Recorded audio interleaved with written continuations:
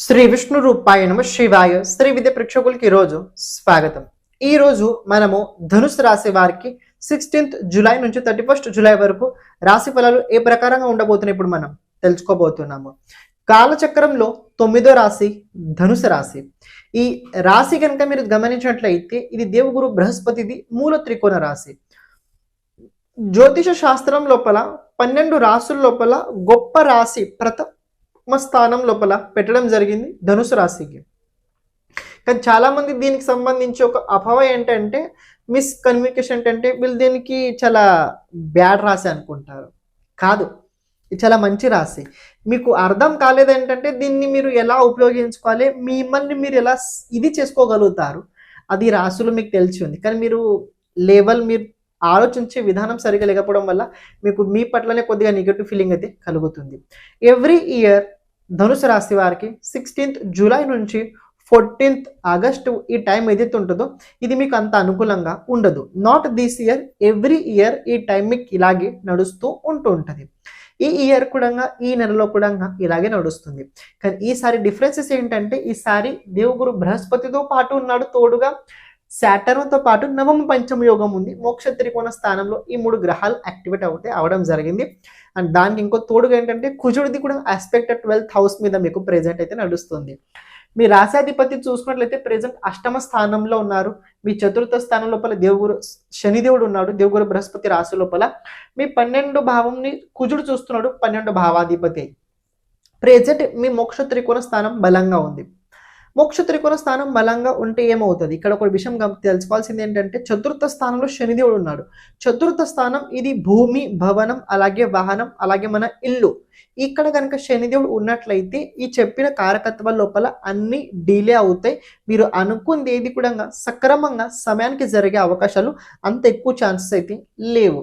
రెండో విషయం తెలుసుకోండి, మీ రాశాధిపతి దేవగురు బృహస్పతి అష్టమ స్థానం లోపల ఉన్నాడు. ఎవరి వెంట ఉన్నాడు? ఇక్కడ అష్టమ స్థానంలో ఎవరి వెంట ఉన్నాడు? 9వ భావాధిపతి వెంట, అంటే సూర్యుడు వెంట ఉన్నాడు. ఇక్కడ సూర్యుడు కూడా అష్టమ స్థానంలోనే ఉన్నాడు. 9వ భావాధిపతి అష్టమ స్థానం లోపల మీ రాశాధిపతి భాగ్యాధిపతి అష్టమ స్థానంలో గోచరం నడుస్తుంది. సో ఇది ఇండికేషన్ ఏం చెప్తుంది, ధనుసు రాశి వారు ఎవరైనా కావచ్చు, రాబోయే రోజుల్లో సూక్ష్మంగా ఆలోచించండి. ఏంటి సూక్ష్మంగా, చాలా డీప్గా ఆలోచించండి.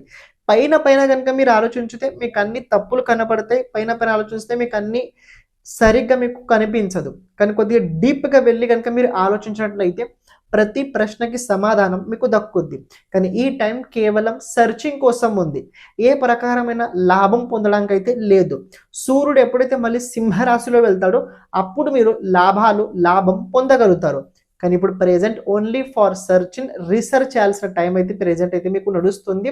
సర్చింగ్ ఎలా చేయాలి, రీసెర్చింగ్ ఎలా చేయాలంటే మీలోనే కొద్దిగా పరివర్తన చేసుకోవాలి. మీరు కొద్దిగా పరివర్తన చేసుకోవాలి. అప్పుడే ఆ సర్చింగ్ రీసెర్చ్ అవుద్ది. ఎందుకు ఈ మాట చెప్తున్నా, చాలా ఇంపార్టెంట్ విషయం ఉంది. ఇది ఎందుకు ఈ మాట తెలుసుకోండి. ప్రెజెంట్ చూసుకున్నట్లయితే మీ రాశి నుంచి సప్తమ స్థానం ఇది పాపకర్తరి యోగంలో, సప్తమాధిపతి సప్తమ స్థానంలో పాపకర్తరి యోగంలో, కుజుడు అలాగే సూర్యుడు ఒక పక్కన వచ్చి పాపకర్తరి యోగంలో చేశారు. మీరు ఎవరి మీద డిపెండ్ అయి ఉన్నారో వాళ్ళు కూడా మిమ్మల్ని హెల్ప్ చేయలేని స్థితిలో ఉన్నారు. ధనుసు రాశి వారు ప్రెజెంట్ ఇక్కడ కుటుంబంలో కావచ్చు, కెరియర్లో కావచ్చు, హెల్త్లో కావచ్చు ప్రెజెంట్ నడుస్తుంది కండిషన్ అది.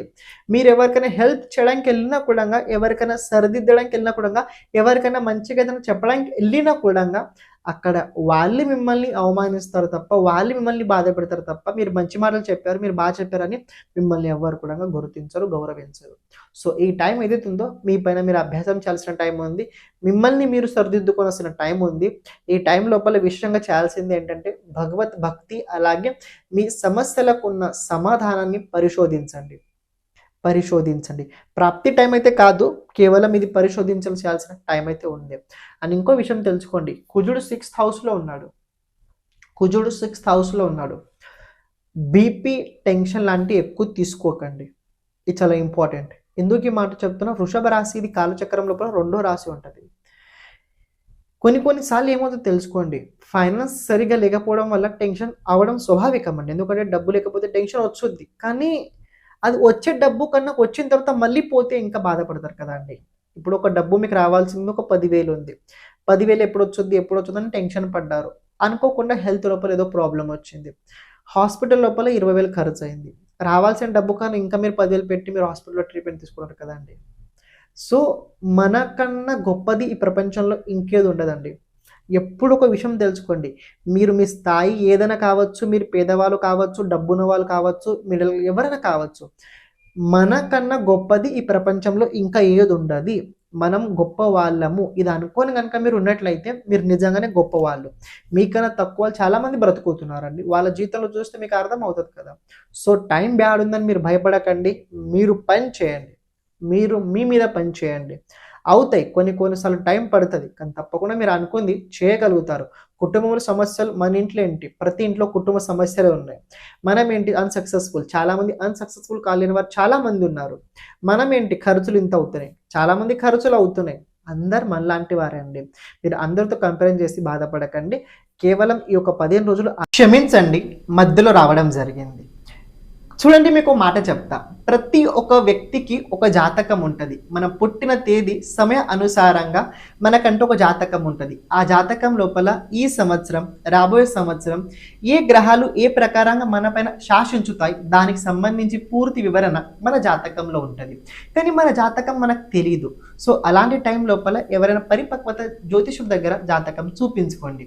కానీ మా ద్వారా ఒక విశేషం ఏంటంటే, మేము జాతకం చెప్పిన తర్వాత కేవలం జాతకం చెప్పిన తర్వాత రెమెడీస్ అయితే చెప్పడం జరుగుద్ది. కానీ ఇన్ కేస్ మీకు జాతకం కనుక వీడియో ఫార్మాట్లో కావాలనుకున్నట్లయితే, ఎందుకంటే చాలామంది ఒకసారి చెప్పిన తర్వాత మళ్ళీ తర్వాత మర్చిపోతుంటారు. ఇప్పుడు నేను కొన్ని విషయాలు చెప్తుంటా, మళ్ళీ తర్వాత మీరు మర్చిపోతుంటారు. కానీ అదే కనుక వీడియో ఫార్మాట్లో ఉన్నట్లయితే మీకు ఎప్పుడు కూడా ఏదైనా ఉన్నప్పుడు, ఏదైనా శంక, ఏదైనా డౌట్ ఉన్నప్పుడు మీరు అప్పుడు చూడగలుగుతారు. అందులోపల కొన్ని విషయాలు ముఖ్యంగా చెప్పడం జరుగుద్ది. అని ఈసారి ఏంటంటే రాబోయే 5 సంవత్సరాల జాతకం ఏ ప్రకారంగా ఉండబోతుంది చెప్పడం జరుగుద్ది. ఇంత పూర్వం ఏంటంటే 10 సంవత్సరాల గురించి ఉండి, కానీ ఇప్పుడు ఏంటంటే 5 ఇయర్స్ 5 సంవత్సరాల గురించి వీడియో ఫార్మాట్ అయితే చేయడం జరుగుద్ది. మీకు కనుక మీ జాతకం లోపల రాజయోగాలు, దుర్యోగాలు, ఏదైనా దోషాలు కనుక ఉన్నట్లయితే దానికి సంబంధించిన పూర్తి తెలుసుకోవాలనుకున్నట్లయితే వీడియో ఫార్మాట్ లోపల మీకు అందుబాటులో ఇవ్వడం జరుగుద్ది. కానీ ఏదైతే ఈ వీడియో ఉందో మీరు ఫీజ్ పే చేసిన తర్వాత జాతకం ముందుగా నేను మీతో మాట్లాడతా పూర్తి చెప్పిన తర్వాత ఆఫ్టర్ 15 డేస్ లోపల అయితే మీ జాతకం వీడియో వచ్చుద్ది. అంత ఫాస్ట్గా తొందరగా అయితే కుదరదు సార్ అని ఒక మాట చెప్తున్నా.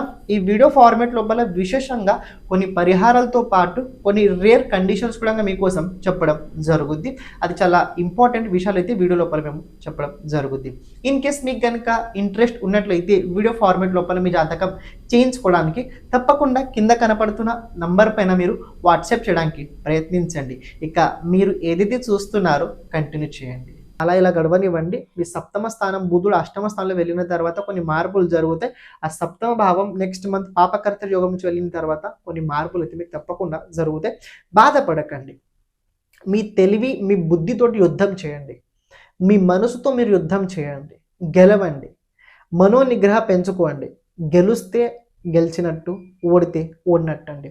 కానీ గెలవడానికి, ఓడడానికి ఇక్కడ మధ్యలో ఏదైనా ఉందా అంటే సంకల్ప శక్తి. మీరు అంతవరకు అనుకుంటున్నారో అంతవరకు చేయగలుగుతున్నారా? మీ పైన మీకు అంత నమ్మకం ఉందా? ఇది ఆలోచించండి. ఇక మిగతా ఏవైతే చూడండి, మన టైం బ్యాడ్ ఉన్నప్పుడు అన్ని మనకు ఎక్కడ చూసినా అక్కడ చీకటినే కనపడుతుంది. కానీ దేవుడి గుడిలో ఎప్పుడు ఒకటి వెలుగు ఉంటుంది. దేవుడి గుడిలో ఎప్పుడు వెలుగే దీపంతో, ఎందుకంటే వెలుగు మనం చూడడానికి ఒక వెలుగు. దేవుడు ఒక్కడే దిక్కు. రాబోయే రోజుల్లో ఒక్కటే పరిహారం చేయండి. ప్రతిరోజు శివ అష్టోత్తర శతనామ స్తోత్రాన్ని తప్పకుండా చదవండి.